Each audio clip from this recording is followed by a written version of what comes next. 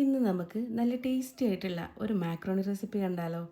കുറച്ചധികം വെള്ളം തിളപ്പിച്ച് ആവശ്യത്തിന് ഉപ്പും ഓയിലും ഒരു കപ്പ് മാക്രോണി ചേർത്ത് വേവിച്ചെടുക്കുക. വെന്ത് വന്നാൽ ഊറ്റിയെടുത്ത മാക്രോണിയിലേക്ക് ഒരു ടീസ്പൂൺ ഓയിൽ ഒഴിച്ച് മിക്സാക്കി എടുത്താൽ മാക്രോണികൾ തമ്മിൽ ഒട്ടിപ്പിടിക്കാതിരിക്കും. പിന്നെ ഒരു പാനിലേക്ക് ഓയിൽ ഒഴിച്ച് ഇഞ്ചി വെളുത്തുള്ളി ചതച്ചതും പച്ചമുളകും സവാളയും ചേർത്ത് വഴറ്റിയെടുക്കുക. എന്നിട്ട് അതിലേക്ക് മുളക് പൊടിയും മഞ്ഞൾപ്പൊടിയും പെരിഞ്ചീരകപ്പൊടിയും ചേർത്ത് മൂപ്പിച്ചെടുക്കുക. പിന്നെ ഉപ്പും കുരുമുളക് പൊടിയും വെള്ളവും ചേർത്ത് വേവിച്ചെടുത്ത ചിക്കനും ഒരു പകുതി തക്കാളിയും ഒരു ടീസ്പൂൺ ടൊമാറ്റോ കെച്ചപ്പും ചിക്കൻ സ്റ്റോക്കും ഉപ്പും ചേർത്ത് നന്നായി തിളപ്പിച്ചെടുക്കുക. എന്നിട്ട് നേരത്തെ വേവിച്ച് വെച്ച മാക്രോണി ചേർത്ത് നല്ലപോലെ മിക്സാക്കി 5 മിനിറ്റ് ലോ ഫ്ലെയിമിലാക്കി അടച്ചു വെച്ച് വേവിച്ചെടുക്കുക. പിന്നെ മല്ലിയിലയും ചേർത്ത് കഴിക്കാവുന്നതാണ്. അപ്പോൾ ഇത്രയേ ഉള്ളൂ കേട്ടോ. നല്ല ടേസ്റ്റിയാണ് ഈ ചിക്കൻ മാക്രോണി കഴിക്കാനായിട്ട്.